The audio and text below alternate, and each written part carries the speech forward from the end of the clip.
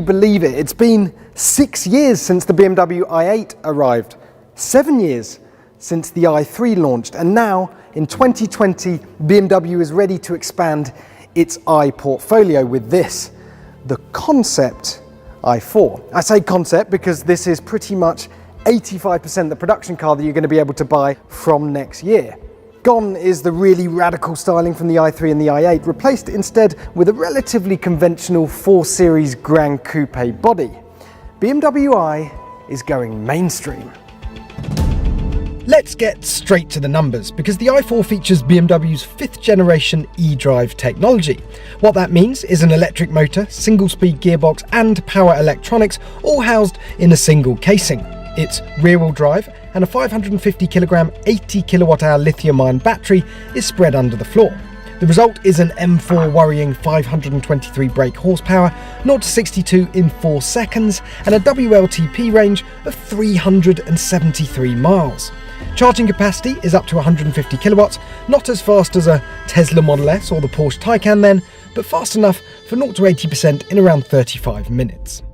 Let's dissect this design a little bit then, and we'll start at the front, where else, with the grille. If I can call it that. It actually has no air intake properties, of course, because this is an electric car and doesn't need the cooling. What it does is house a variety of sensors. BMW calls it an intelligence panel. I say it's not quite as scary as it was on the 4 Series Coupe concept, but still reminds me a bit of a pantomime dame. Make of that what you will. You'll also notice this blue highlight line that runs around the grille. That is used on the exterior of the car to highlight the points that that denote it as an electric car. So on the blanked out grille, along the side sills, suggesting the skateboard battery that's under the floor there, and on the diffuser at the back, where you'd normally have exhaust pipes.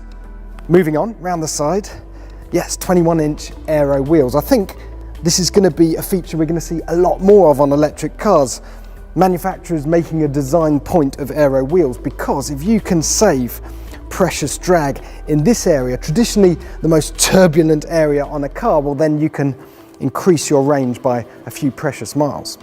Carrying on, and we'll fly past this area because that is where the car looks most conventional, and come round the back. Just 2 more things I want to show you here. The first is these super thin L-shaped taillights, which look very crisp and very nice. And the second is this, the badge, the BMW badge. It's an all new BMW logo. Get up close and you'll see it's much more 2D than it was before. And here it's got a transparent see-through application so you can see the paint color underneath. That's because the i brand, it's all about being friendly and airy and light and approachable.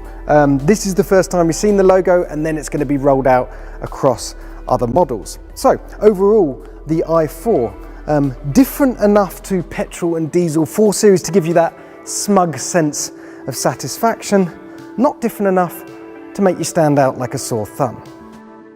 Where BMW has really gone to town though is with the sounds this car makes. Teaming up with legendary film composer Hans Zimmer, it's created various sound worlds for the i4 that include increasingly sporty driving noises as you move through the sport, efficient and core driving modes, and various bongs and jingles when you open the door and push the buttons.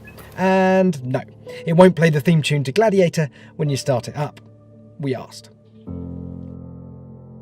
If the exterior of the i4 is the i brand showing its more restrained side, well in here, it's letting its hair down a bit. Everything is dominated by this massive screen in front of you, and you'll see the way it just curves away to the centre of the car. That's so it's pointed, orientated towards the driver. The i4 is the driver's electric BMW, don't forget. The iNext SUV that comes next year, that's the one that's crammed with autonomous tech.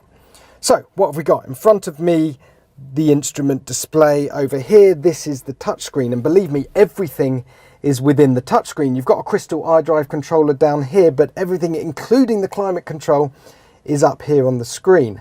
And as we've seen in Audis, that's not necessarily a good thing. There's no bezel around the edge of the screen, barely any bezel, and there's definitely no shroud. That's because it's covered in a non-reflective glass, so you simply don't need one. And the rest of the interior, well, it's certainly pared back. The vents here are pretty much invisible. Instead of a normal BMW gear lever, you've just got this subtly integrated toggle down here, and these super squishy, soft, rounded seats with barely any stitching on display. Well, that's because this car is modern, and modern means minimalist. You might imagine with this coupe-ish roofline and a battery under your feet that the back seats would be cramped, but they're not.